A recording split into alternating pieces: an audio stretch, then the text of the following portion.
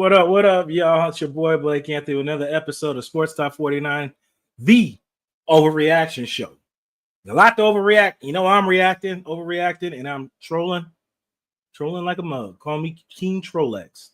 But let's get right into it, Bucs. As you can see the title here, Bucs go marching in over Saints to win fourth NFC South title. Crazy how Cam Jordan said the Bucs would go back to being the Bucs after Brady retired, but they just kept winning division titles and they kept losing and switching quarterbacks and head coach. Did he really mean that the Saints would go back to being the Saints after losing Drew Brees? Maybe that's what he wanted. Regardless, they've won their fourth title 4 years in a row since winning the Super Bowl in 2020. Courtesy of the Saints. But let's jump right into the box score. You know how I do. And the box score don't tell everything. It tells part of it, but don't tell everything.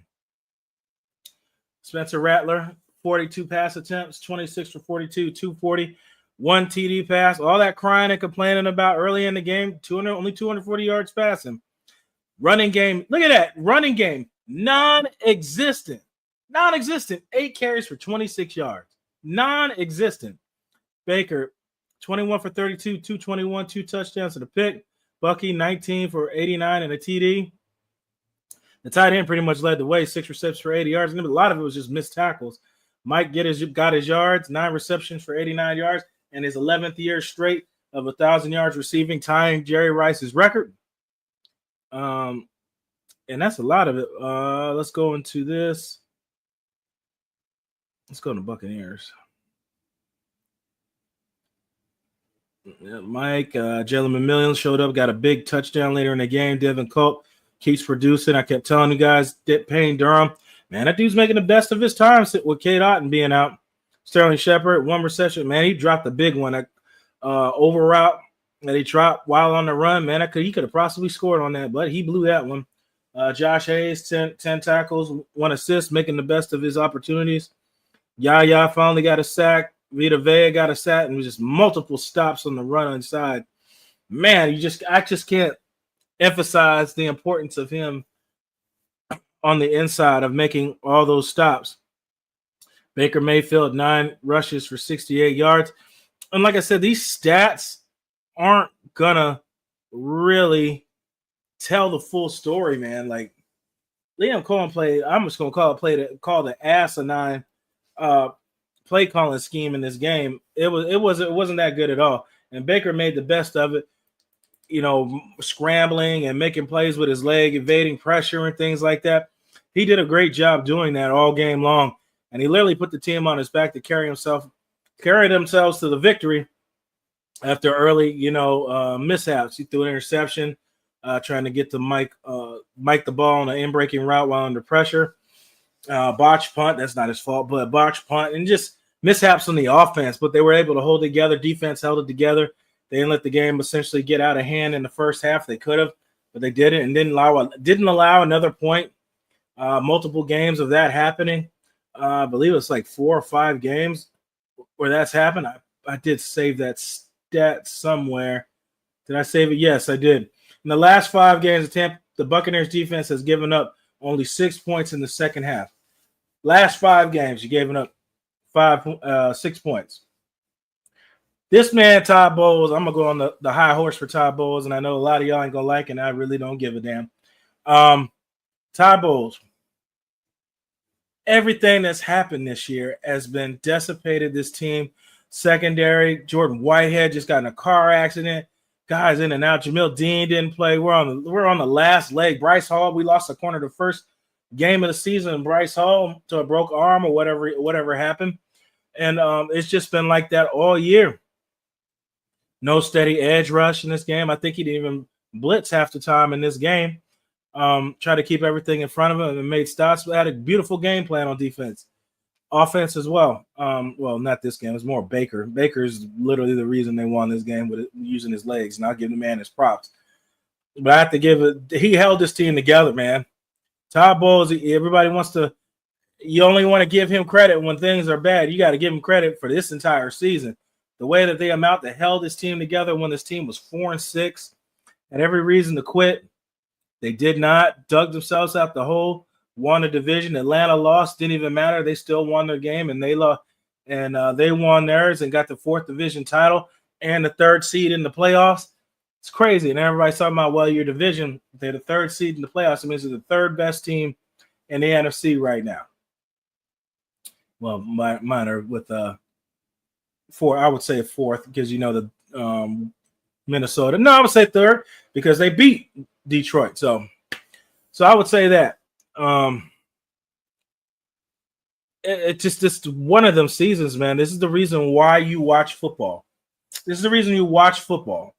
And you'd see all these terrible ass media people in Tampa, just awful, just feed off of negativity. They only post what they want to post because they'll always get a reaction out of these ill-advised, uneducated fans. And where they get their information is skewed to what they were trying to feed you. But the normal human being doesn't do their own research. They go to PFF. They go other places and pretend to have knowledge of something when all you are reading numbers off a data sheet. Go off what you see, not what you read on the screen, because those will tell 2 different stories. A stat sheet can't tell you that somebody played bad technique. A stat sheet can't tell you that there was a bad call on something or they called an audible and mistake. It don't show you those things. They can't tell you unless they know specifically what the plays were. But you can tell things from watching them. That's the difference between the two. You can run stats all day long. Does not tell the story. Baltimore Ravens are one of the worst in passing defense, but you couldn't tell that. They're blowing people out and beating people, moving the ball at will. Couldn't tell that. The stat sheet will say that, but when you watch the product on the field, it don't match. So, you can't always tell that. And Todd Bowles, that doesn't go on a stat sheet, man. And I know people just want him fired because your only excuses are time management, not going for a 2-point conversion. That's your main reason for firing a guy. That's probably a good reason why you should just keep being a GM on Madden.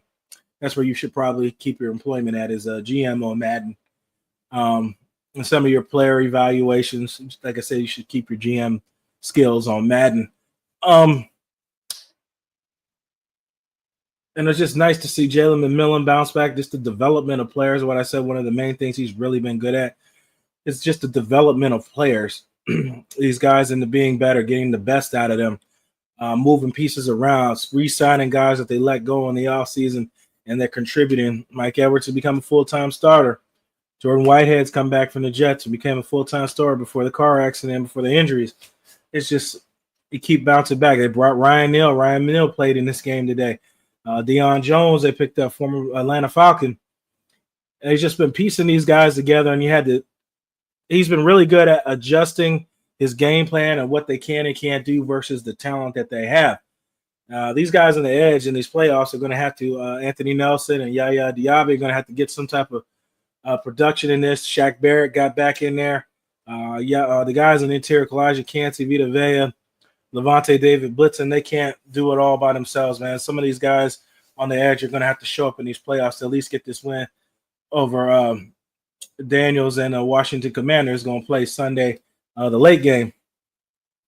So it's going to be really fun to watch these playoffs coming up, all the excitement, getting that 3rd seed, getting that home game, and just the fight that this team had to get to this point.